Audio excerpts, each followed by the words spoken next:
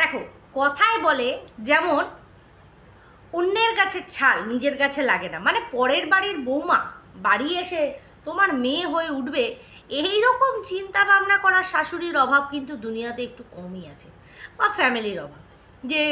যে বাড়ির মেয়েটা একটা বাড়ি ছেড়ে প্রত্যেকটা মেয়েকেই আসতে হয়, তার সমস্ত কিছুকে সে ত্যাগ করে দিয়ে সে কিন্তু চলে আসে নতুন একটা সম্পর্কে, আর কত সুন্দরভাবে সেই সম্পর্কটাগুলোর মধ্যে সে কিন্তু জড়িয়েও পড়ে। উল্টো দিকে একটা ছেলে কিন্তু সারা জীবন তার মা বাবার কাছেই থাকে, তার পুরনো জিনিসগুলোকে তাকে কোনো সময় ত্যাগ করতে হয় না। এই জিনিসটা ছেলেরা কিন্তু কোনো জায়গায় রিয়েলাইজ করতে পারে না। হ্যাঁ, এখন এই হালে পড়ে এখন এই যে ছেলেরা সব চাকরি বাকরির ক্ষেত্রে বাইরে টাইরে চলে যাচ্ছে, এখন কোথাও না কোথাও তারা ফিল করে নিজের ঘর, নিজের জায়গা, নিজের বিছানা, নিজের বাথরুম, নিজের ওয়ার্ড্রব সমস্তটা থেকে তারা দূরে থাকে, নিয়ে নতুন করে শুরু করে। এই জন্য এখন একটু হলেও বুঝতে পারে, কিন্তু এটা মেয়েদের কিন্তু যুগ যুগান্তর ধরে এই জিনিসটা করেও মানে করতে হয়েছে। আর প্লাস তারা কিন্তু খুব সুন্দর করে এই জিনিসটা মানিয়েও নেয় যে অন্যের বাড়িতে চলে আসলাম, অন্য জায়গাটাকে নিজের মতন করে আপন করে নিলাম। এই জিনিসটা কিন্তু সত্যি কথা বলতে মেয়েদের একটা সত্যি বড় মানে কি বলবো, ভগবানই সৃষ্টি করেছে এরকমভাবে, মেয়েরা কিন্তু এই জায়গাটা মানে যে পাত্রে রাখবে সেই পাত্রের আকার ধারণ করে জলের মতন। কিন্তু এই হালে পড়ে এই মেয়েদের হিতার্থে এইরকম প্রচুর শ্বশুরবাড়ি আছে যেখানে কিন্তু মেয়েরা নির্যাতিত, মানে বাড়ির বউরা নির্যাতিত হয়েছে, তারা বাড়ির অত্যাচারে তাকে শেষ করে দেওয়া হয়েছে, এরকম প্রচুর বধূ অত্যাচারের ঘটনা আমরা দেখেছি। তারপরে এই মেয়েদের এই অত্যাচারের বিষয়টাকে মাথায় রেখে কিন্তু কিছু কড়াকড়ি আইন লঞ্চ করা হলো সরকারের তরফ থেকে, যে এই আইনগুলো ইসে কিন্তু এরা অটোমেটিক্যালি মানে মেয়েরা সেফ থাকবে কোথাও না কোথাও। তারপরেও কি ঘটনা ঘটেনি? অবশ্যই করে ঘটেছে, কিন্তু এই যে মেয়েদের হিতার্থে কিছু নিয়মকানুন যে তৈরি করা হয়েছে, সেই নিয়মগুলোর আবার গোষ্ঠীর পিণ্ডি চটকে দিচ্ছে কিন্তু এই মেয়েরাই। কারণ এরকম অনেক ঘটনা ঘটেছে যেখানে কিন্তু শ্বশুরবাড়ির লোকের কোনো দোষ নেই, তারপরেও কিন্তু সেই বাড়ির গৃহবধূ সেই বাড়ির লোকের ওপরে কিন্তু মানে মেন্টাল টর্চার করেছে। এখন হালে পড়ে এই জিনিসটা কিন্তু অনেক বেড়েছে। মানে আমার হিতার্থে এমন একটা আইন বেরিয়ে গেছে, আমি জানি এটাকে কিভাবে কাজে লাগাতে হবে, এই জিনিসটাই কিন্তু করা হচ্ছে, আর যেটা কিন্তু সম্পূর্ণরূপে খুব মানে মারাত্মক আকার ধারণ করছে। এর জন্য ওই যে অতুল বলে যে ছেলেটি, এর আগে তোমরা সবাই জানো যে রীতিমতন সে নিজেকে শেষ করে দিল, লাইভে এসে সমস্তটা বলে, এরকম আরও ঘটনা ঘটছে। প্লাস জলজান্ত প্রমাণ আমাদের এই ওয়াইটিতে ঘটে যাওয়া মিত্র পরিবারের সাথে যেটা ঘটেছে। দেখো, এখানে তো মানতেই হবে যে অ্যালিগেশনগুলো মিত্র পরিবারের ওপর দেওয়া হয়েছিল সেগুলোর কোনোটাই সত্যি না, ঠিক আছে? সেই নিজের চাহিদার দরুন বাড়ি থেকে বেরিয়ে যায়, তার আর সন্দীপকে ভালো লাগে না, সেটা কিন্তু চাপিয়ে দেওয়া হয় ঘুরিয়ে তাদের উপরে।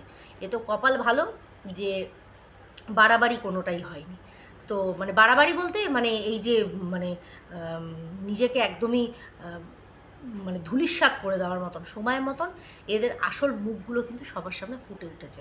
আমার এতগুলো কথা বলার অনেকগুলো কারণ আছে। তার আগে বলি, এই গামলাও কিন্তু নিজের শাশুড়িকে মা কোনোদিনও মেনে নিতে পারেনি।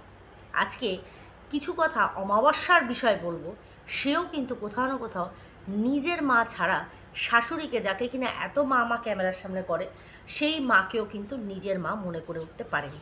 যাই হোক, তার আগে বলি welcome back to my channel. কেমন আছো তোমরা সবাই? আশা করি সবাই ভালো আছো, আমিও ভালো আছি। দিনের প্রথম ভিডিও নিয়ে চলে আসলাম, আর অবশ্যই করে আজকের টপিক হচ্ছে মা। হ্যাঁ, তোমরা জানি না তোমরা এই বিষয়টা আমরা যত দেখি আমাদের কাছে ততই অবাক হয়ে যায় যে মা কি করে পারে, মায়ের দ্বারা কি করে সম্ভব। মায়ের কাছে যদি সবচেয়ে অমূল্য সম্পদ কিছু থেকে থাকে, সেটা হচ্ছে মায়ের সন্তান। প্রতিটা মায়ের কাছে কিন্তু সেটা। নিজেরা কিছু খাওয়ার আগে, নিজেরা কিছু করার আগে একবার কিন্তু মানে সর্বপ্রথম যে চিন্তাটা আসে তার কিন্তু তার সন্তানের আসে।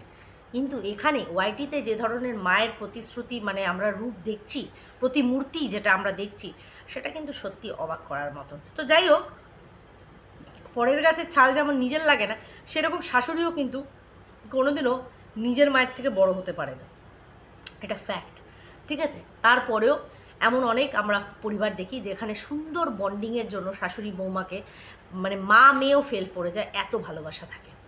তো সেইখানে কালকে আমাদের অমাবস্যা ম্যাডামের একটা যে টাইটেল ছিল, এই টাইটেল দিতে কিন্তু ম্যাডাম শিখে গেছেন, ঠিক আছে? টাইটেলে সে লিখেছে মা ছাড়া সত্যি করে পৃথিবী অন্ধকার, যার মা নেই তার কেউ নেই, তাই না? এই বলে উনি কিন্তু সোজা চলে গেছেন নিজের মায়ের দিকে, যে কিনা এখন মৃত, এই পৃথিবীতে নেই। আজকে যদি থাকতো তার কষ্টটা বুঝতো। মেয়ের কষ্টটা মাই বোঝে।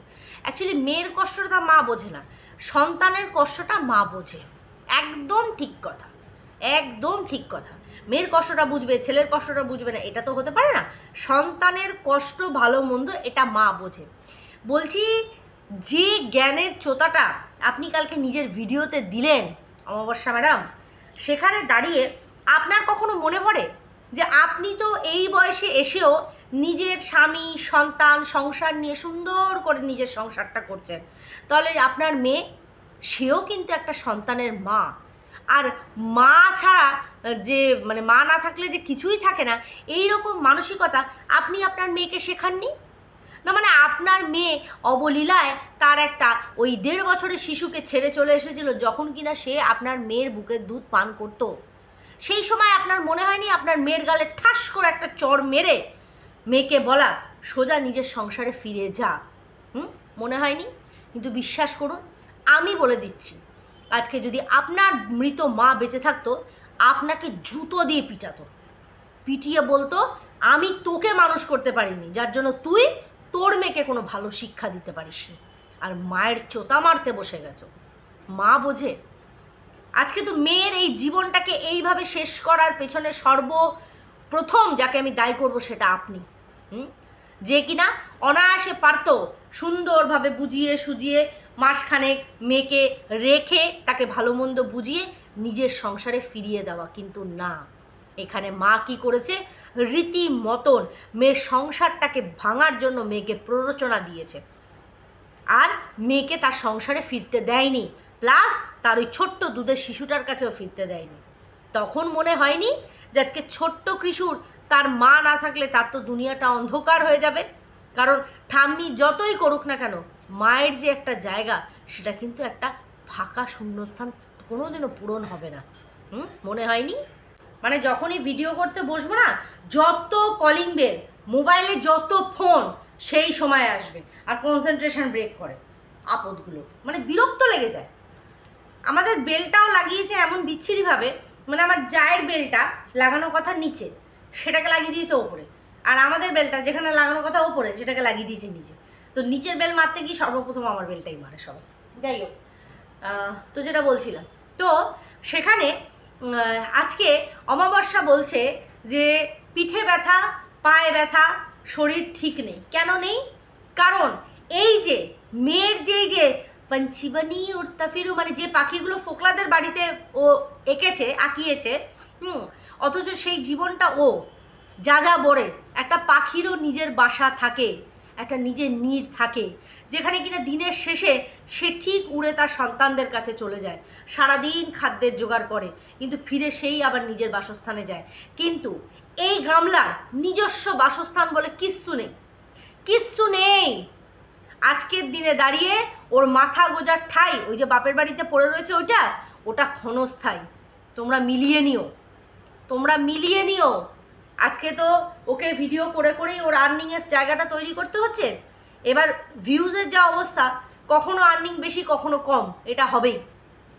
এই মাসে ভালো পাবে তো আরেক মাসে পাবে না, কিন্তু নিড প্রচুর আছে, বাড়িতে অতগুলোকে পুষতে হবে, আর ওইখানে থাকতে গেলে ওকে সেইটা করতে হবে।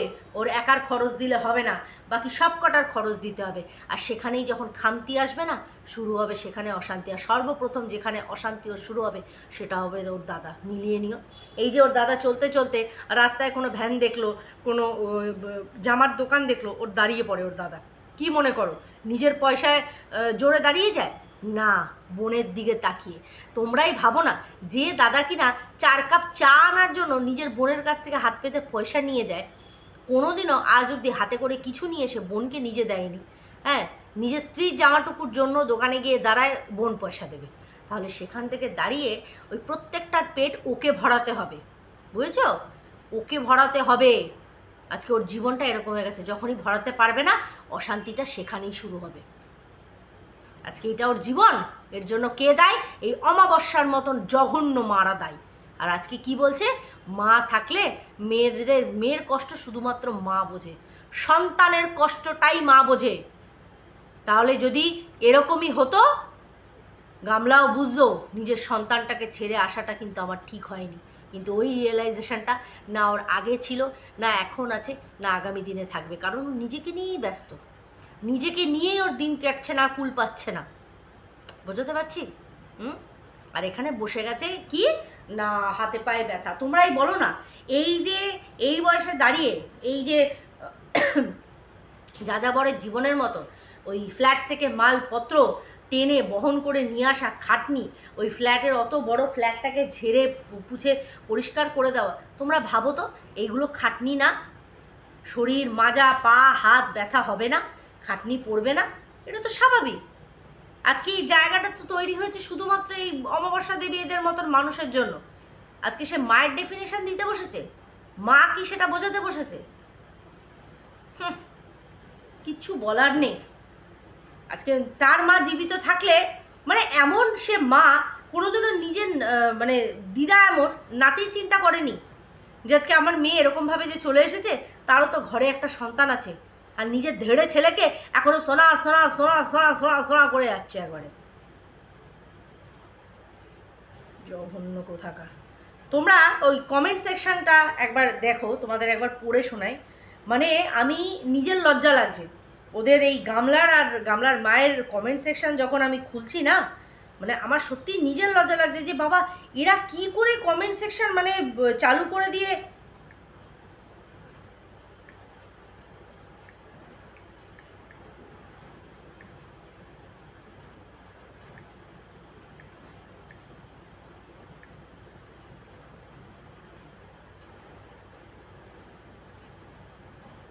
আমি খালি কমেন্টগুলো একবার একটু পড়বো তোমাদের সামনে।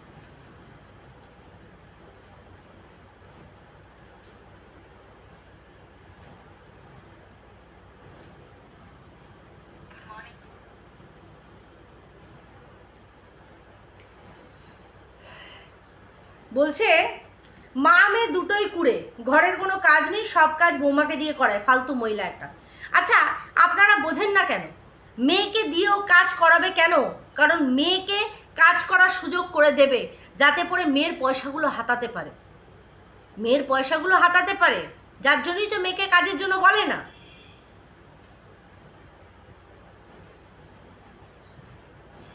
তোকে তুই বলবো কারণ আমি তোর বয়সী, তুই গালাগালি দিয়ে বলছে ওয়াইডিতে আসিস না, ছি। নিজের শরীরের খেয়াল রাখবেন বাবা, এই ভীষণ চিন্তায় আছে। মানে আমাদের অমাবস্যা কাকিমার এত শরীর খারাপ, আর সেই শরীরটা যাতে ভালো থাকে এরা বাড়ি নিয়ে যায় না কেন গো? একটু ফল টল নিয়ে দেখতে যেতে পারে তো, তাই না? বলছে বউটাকে দিয়ে শুধু করাচ্ছ কেন? গামলাকে বলো কিছু করতে, কিছু না করার জন্য মনে হয় বাপের বাড়িতে এসে বসেছে। ছি।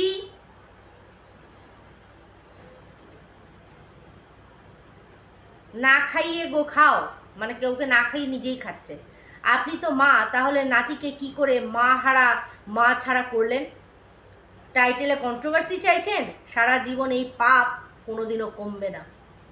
আপনার মেয়ের মতো নোংরা নষ্টা কলঙ্কিনীর মতো মা থাকার চাইতে মা না থাকা অনেক ভালো। লজ্জাটা আপনাদের জীবন থেকে বাদই হয়ে গেছে। এইরকম প্রচুর নোংরা কমেন্টে বশীভূত হয়েছে এই গামলা আর গামলার মায়ের কমেন্ট সেকশন, যেখানে ওদের আয়না মানে মানে মানে চোখে মুখে লজ্জার যে ছাপ নেই। আর এইসব কমেন্ট দেখে এরা যে বিন্দুমাত্র কোনো রকম ওয়াকিবহল না সেটা বোঝা যাচ্ছে, ঠিক আছে? তো কন্ট্রোভার্সি চাইছে টাইটেলে এই রকম ধরনের কাজকর্ম মানে কথা লিখে, বুঝতে পারছি। চলো বন্ধুরা, ভিডিওটা এখানেই এন্ড করছি। অবশ্যই করে আসবো নেক্সট একটা ভিডিও নিয়ে, ততক্ষণের জন্য টাটা। সবাই খুব ভালো থেকো, সুস্থ থেকো।